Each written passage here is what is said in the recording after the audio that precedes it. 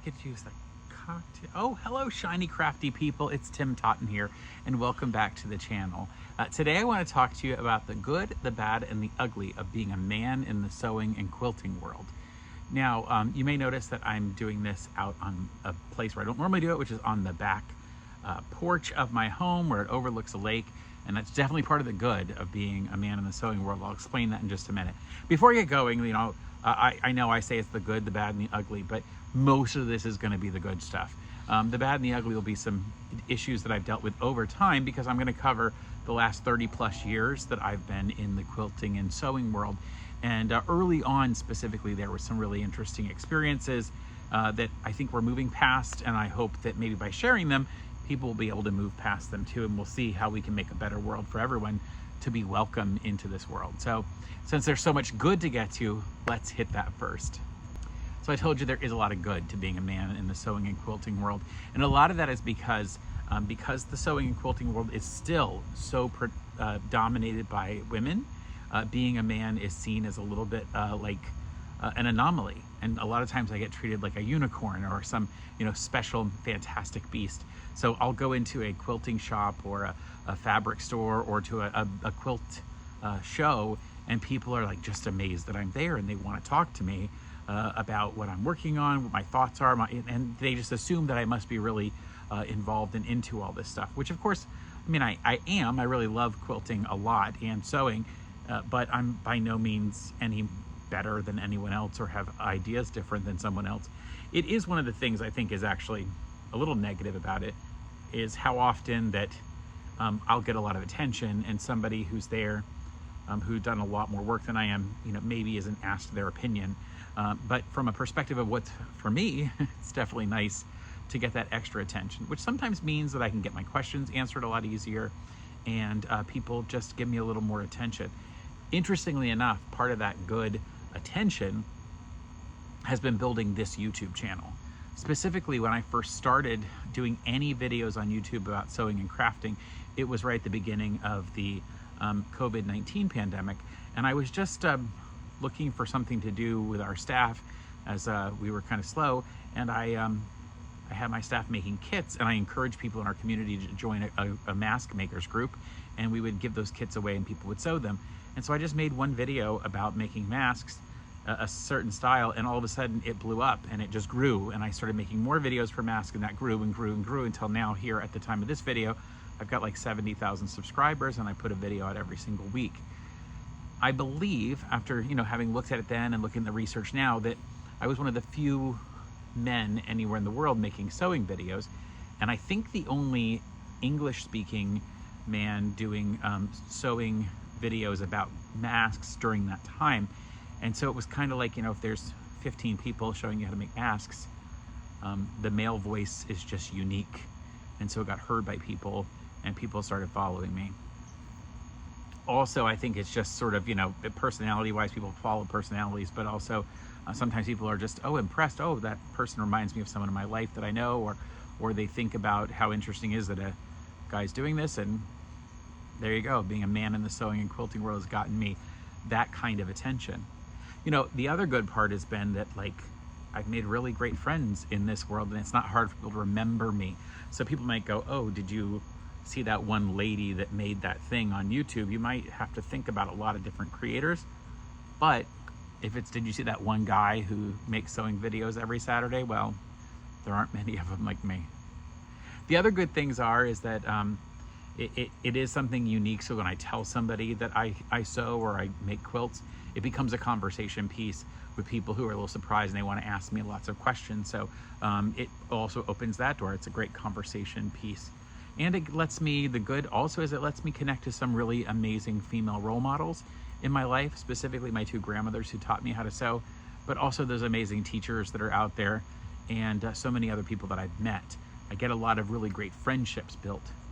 And it's interesting, if you look at the video I made a couple of weeks ago, I'll try to put it above. It's not always as easy to do that as you might think, but if you go on my YouTube channel and look out where I visited a Wisconsin quilt shop, my friend Corey, who is there as the owner of the quilt shop in Wisconsin, did a real, I mean, it was so cool to meet, first of all, another guy who's doing stuff there, but also to see the way he has benefited And one of the things he talked about was going to a Doan Sisters quilting class retreat and being the only guy there. And it was taught by the Doan sisters from the Doan family from Missouri Star Quilt Company. And there were lots and lots of women there. Specifically, this field is so much dominated by women. If you looked at my statistics for my videos, my YouTube channel, my subscribers are 91% women. And interestingly enough, too, about half of those are also over the age of 65. So I like it that it really connects me to people who remind me of my biological mother and my grandparents, my grandmothers, and I just get along well with that particular demographic. And you guys seem to like me, so thank you, ladies, and the 9% of men who are watching. Now, I do want to talk about the bad and the ugly. I'll talk about the bad here in just a moment. When I say bad, again, I really want to highlight this is probably more like 30, 25, 20 years ago. It's been less and less. And that is even though walking into a store as a man is now quite almost like a celebrity walks in the door, which is crazy because I'm just a dude. But it used to be a little more harrowing. And I think sometimes it may have just been my perception for some of them, and there are definitely times where it wasn't my perception. One of the times the bad, I was very young, probably I was still in high school, and I needed some fabric for a Star Trek costume because that's how I started sewing. And I walked into a big fabric store after school, and a lady came up to me after I had wandered for a little bit, but I wasn't like lost wandering. I was just looking at fabric. And she came up to me and she said, sort of in what I took to be very pejorative terms, are you lost? Are you looking for your mom? Now, I get it. I was a little 17-year-old kid and looked very, very young. But maybe nowadays I wouldn't have said it like this back to her, but I said something like, no, I'm looking for some wool gabardine in Command Burgundy. Well, she was very nice. She actually did help me find that when she realized I was there for sewing, but it didn't enter her mind that a man might be in a fabric store looking for actual fabric.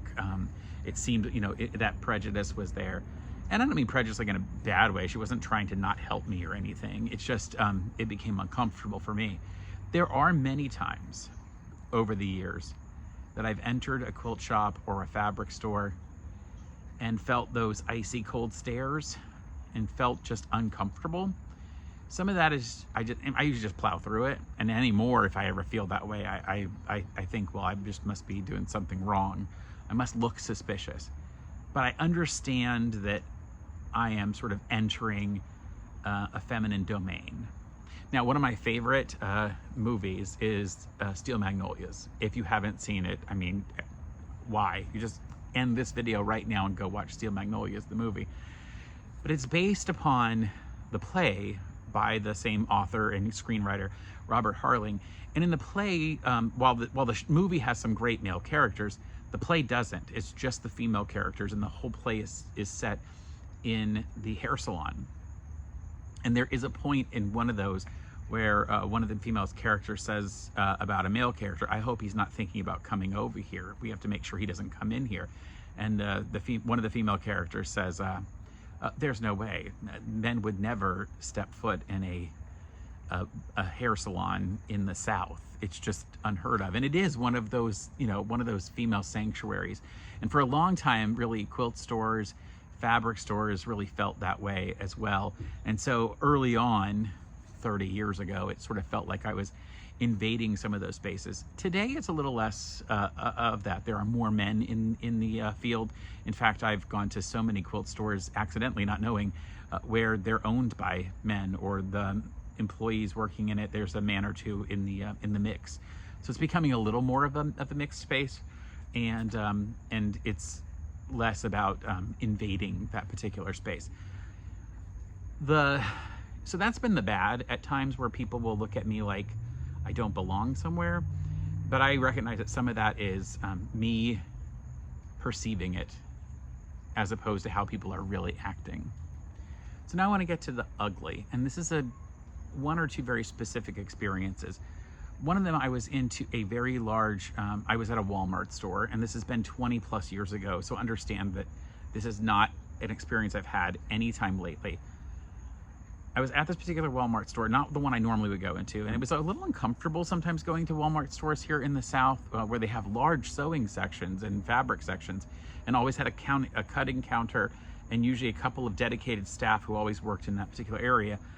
But that was at a time when it was still a little questionable why men are walking around trying to buy fabric, and I always got treated like I must be lost and looking for something else. And so then I had a relationship with my own Walmart, but I was in a different Walmart. And I went to the cutting counter and no one was there. And I waited around a little bit, and they had a bell on a paddle, and I rang the bell and still no one came. And so I looked around the department to see if somebody was stocking not groceries, items, and no one was there until I finally sort of saw a manager go by. And I stopped him. I said, I need some help. And he was like, oh, what can I help you find? And I said, well, I need some fabric cut. And he kind of looked at me for a moment like I was, was I really serious about this? And then he said, oh, well, let me see if I can find, and I'm going to say her name was Sheila. It wasn't. I don't remember her name, but let me see if I can find Sheila. And so he started to look around, and I'd already done that, but I waited. And he came back, and I said, look, there's no one in this section right now. She must be on break or something. And he was like, well, I'll have to find somebody who can come help you. And he looked around, and he was like, and he left. And then he came back helping someone else. And I was like, 5 minutes later, excuse me, I need help. And eventually he was like, oh, well, the girl's out and she's not. He found somebody from a department all the way across the entire store to come and cut a measure of fabric from me. Specifically, he found a woman to come do it. So what I found interesting about that is when I later went to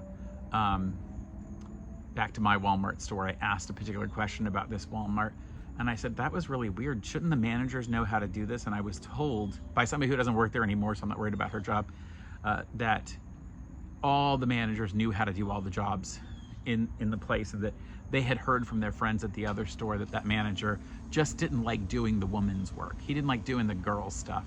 So he wouldn't cut fabric for people. You would just not be able to buy fabric because he thought it was beneath him to do that. And he wouldn't cross-train any of the men in his store to do that as well. That's, and the way he treated me with that, I felt, like this is part of the ugly, right? That's pretty ugly. The last thing that is part of the ugly is an interesting topic that comes up not very often any longer, but when I first started my channel and was doing more video stuff and more reactionary people were watching videos about masks. So people who weren't really sewers were watching videos about masks. Every, 50th person felt like they had to make a comment about a man sewing. And often these comments come with some swipe at my masculinity or questioning sexuality or anything like that. And I thought, look, I have a very tough skin. I grew up in the South as a teenager who sewed. I mean, like, I wore a Star Trek costume to school once. That's a story for a whole nother day. I can easily take whatever anyone wants to say about me, any slurred comment, whatever. I'm pretty secure in who I am. So those comments have never bothered me. In fact, I usually find them kind of humorous. The crazy part, though, was people do like me, and my regular viewers do like me. And so one of them felt the need to combat this person. I wasn't ever going to respond to them whatsoever. I think when there's what we call an internet troll says something bad about you, the worst thing you can do is respond. I just don't give them any fuel. Like I didn't even see it. As far as you know, I have not even paid attention to your comment. Well, one of my viewers decided to make a comment, but the problem is the comment was something like, well, just because he sews doesn't mean he's gay. Why would you say something that bad about him? And when I read that, I thought, well, like, I appreciate you seeing that person was trying to be rude, but don't double down by saying gay is bad. it kind of negated that that defense, right, of me, like because what if I'm not straight? What if I am gay? So then it's okay for that person to say that about me? I'm very confident in who I am, so I'm really not worried about anybody thinking whatever they want to think about me personally. I don't do a personal vlog channel, so you're not seeing my daily life and all the other things that I do. In that regard, it really is not anyone's interest about what my sexuality may be, and it certainly doesn't make me any better at sewing if I'm one sexuality or another or something in between. I would like to fight the idea that only women can do this, because I'd like to think that men have a similar skill and ability and maybe bring something a little different, because our brains might work a little bit different, and that means both heterosexual men and homosexual men.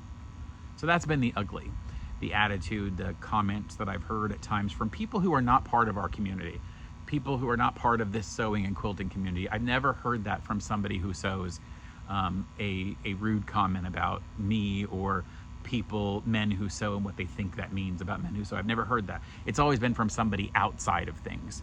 But the good, I want to get back to the good, because I think I've done enough of the bad and the ugly. The good is what you see behind me, because I get to live in an amazing house on a gorgeous lake in Central Florida, because my grandmothers taught me how to sew when I was a teenager, when I wanted a Star Trek costume, and I was able to take that skill and turn it into a business. I created a business making blankets and quilts for funeral homes all over the world, and now my company has served more than 20,000 funeral homes in the last 23 years now, I think it is, 24, somewhere in there. And it's turned into this lovely YouTube channel where basically you watching these videos means you occasionally have to watch an ad, and that ad revenue pays for my lunch every single day, and I greatly appreciate it. So the business that I created has helped pay for this gorgeous view, because I was a man willing to say to my grandmothers, yep, I want to learn how to sew, and I know the kind of comments people will make, and I don't care, because this is a really cool thing. I get to express my art and creativity. I get to meet awesome people like you. And hey, on the whole, it's been an amazing experience. And luckily, the bad and the ugly, that stuff's so far long gone, and it's not something I even think about. All right, well, that's been the good, mostly good, the slightly bad, and the tiny little bit of ugly of what it's like to be a man in the quilting and sewing world. I hope you will continue to join me for awesome videos like this, and as I get back to other tutorials and sewing you cool stuff that I'm making, that you will, just like me, stay crafty. Bye for now. All right, now it's time to enjoy the view. I don't really want to get out in the kayak. I think I will get in the hot tub and just look at it.